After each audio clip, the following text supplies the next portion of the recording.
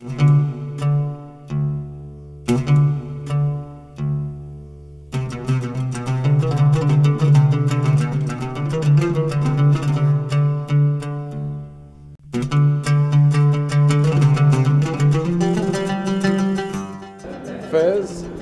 ville d'histoire, c'est une ville d'art, c'est un véritable trésor qui s'offre à la découverte, a tous les ingrédients pour devenir une destination à part entière, une destination majeure, une destination pour le séjour.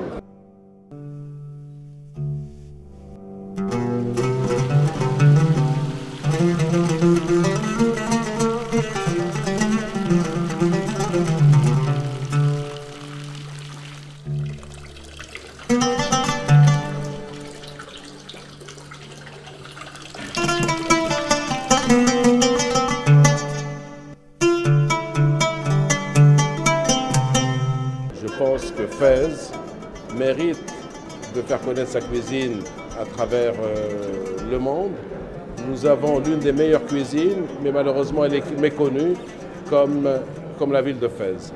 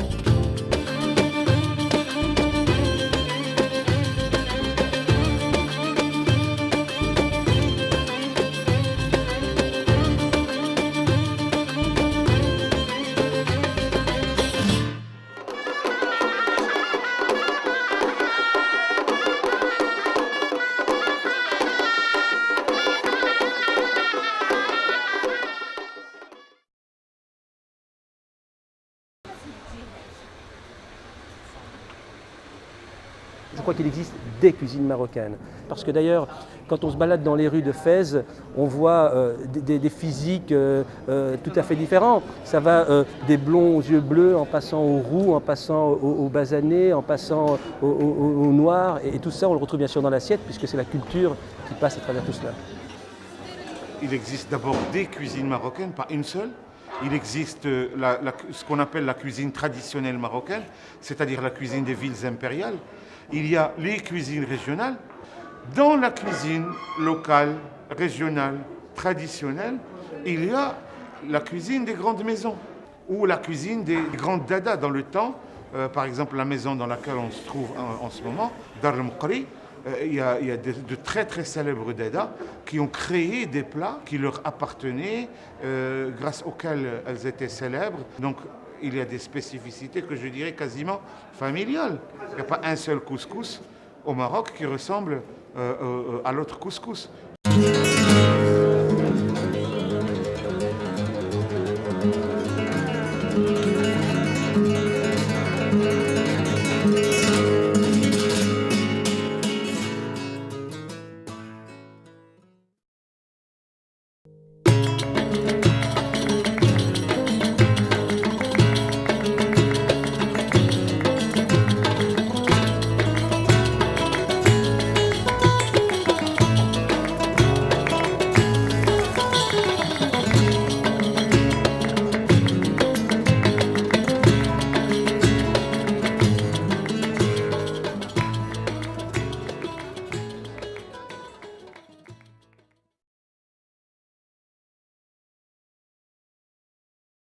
Pour nous, la cuisine, c'est avant tout un échange, un moyen culturel de communiquer.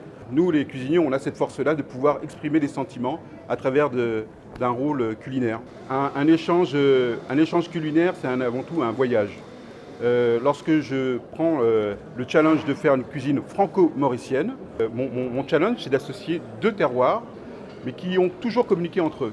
Cette idée-là, on arrive à la construire en respectant de façon très stricte l'identité de chaque valeur culturelle, culinairement parlant. On retrouve, je dirais, quelques idées, pas toutes, certaines, qui arrivent à être communes, qui arrivent à se parler sans barrière. C'est ça, préserver l'identité. C'est que lorsque toi, tu goûtes à un plat, que je puisse faire une interprétation marocaine, tu puisses retrouver tes valeurs. Et moi, les miennes également.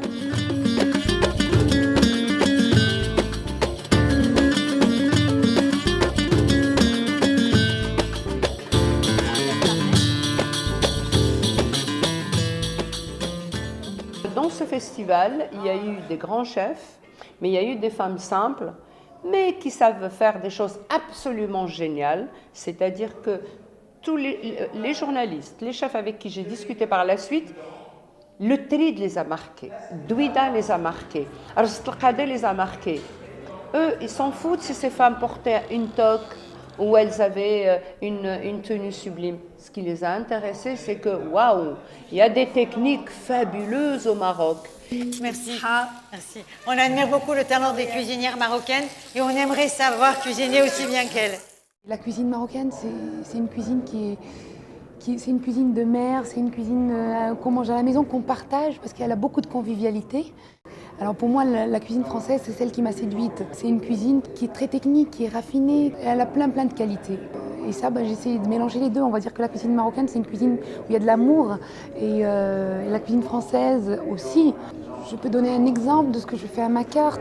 Et c'est une pastilla au confit de canard et foie gras avec une julienne de légumes, de carottes et poireaux qui sont cuites à l'étuvée et une marmelade d'oignon. Tout ça roulé dans la pastilla et servi avec un jus de canard à la française. C'est-à-dire il y a un petit peu les deux. Mais dans ce petit jus de canard, je rajoute toujours un peu de cannelle et puis des zestes d'orange et de citron.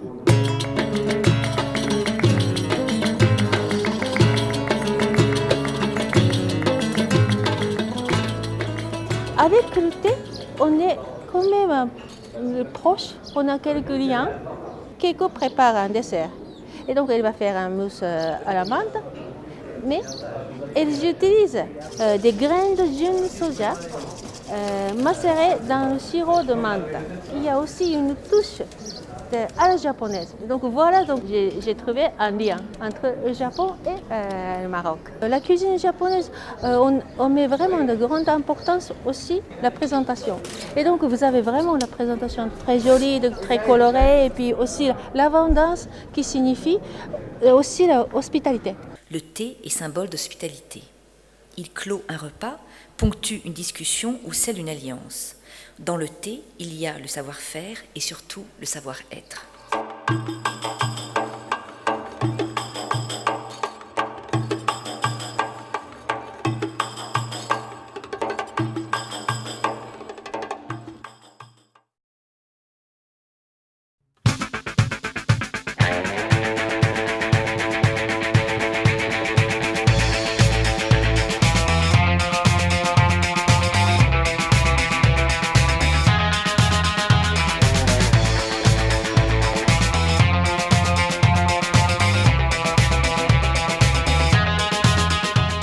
Alors les grands chefs qui sont invités, à mon avis, à mon sens, représentent un petit peu les tendances actuelles de la gastronomie.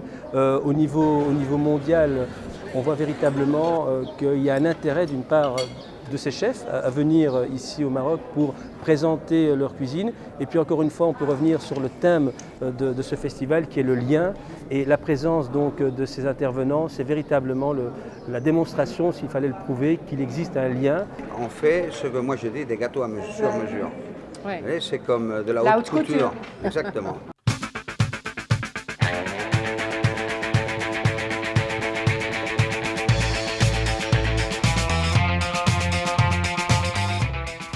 Je dis toujours, c'est pas la même. Tu peux pas faire le même gâteau pour un enfant de 6 ans que pour une femme de 40 ou pour un homme qui fait sa jubilation. C'est un peu le fait de transformer les gâteaux en un cadeau.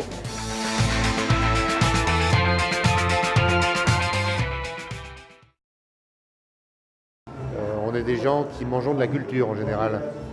Par exemple, je ne pourrais jamais te faire manger une cervelle de singe fumante dans un crâne qui vient d'être ouvert. Mais inversement, un Thaïlandais de mes amis qui mange ça, je ne pourrais pas lui faire manger un minster. Il y a même des peuples en Afrique qui meurent de faim alors qu'ils ont des plantes qu'ils pourraient manger. Et parce que ça n'est pas dans leur culture alimentaire, ils ne le mangent pas. Et je le regarde toujours du point de vue chimique. La gastronomie moléculaire, c'est-à-dire qu'on regarde les transformations culinaires. Quand tu fais griller une viande, elle brunit. Pourquoi? Alors c'est ça la gastronomie moléculaire. Ça ne produit rien que de la connaissance. On met un peu d'alcool dans un blanc d'œuf et en un instant, crac, c'est cuit. Que fait la science de l'ordre? Elle cherche du classement, elle cherche à comprendre. À mon avis, il y a un travail analogue à faire avec les sauces marocaines. Aux Marocains de faire ce travail en relation étroite avec nous. Nous avons hérité ce palais. Ce palais, dans le temps, on s'éclairait à la bougie. Il y a quand même des gens qui ont mis des lumières et on s'en trouve bien. Pour la cuisine, c'est pareil. On a hérité d'une cuisine médiévale. Il y a des trucs foireux, il faut s'en débarrasser. Et puis les trucs vachement bien, on va les garder. Et pour savoir quels sont les trucs foireux et quels sont les trucs vachement bien, il faut travailler. Alors travaillons.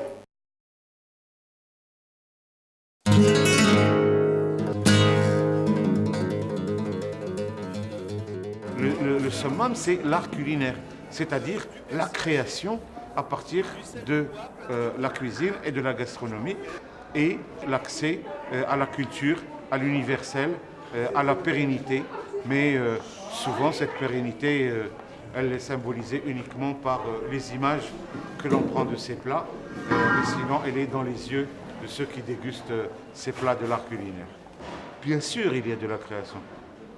La cuisine marocaine n'existe et ne s'est pérennisée, n'a continué d'exister que grâce à ces créations. Et maintenant, il y a des plats qui se préparent avec une seule épice. Il y a même des plats extrêmement simples qui se préparent simplement avec un type d'eau. Et ça, c'est déjà quelque chose de très sophistiqué.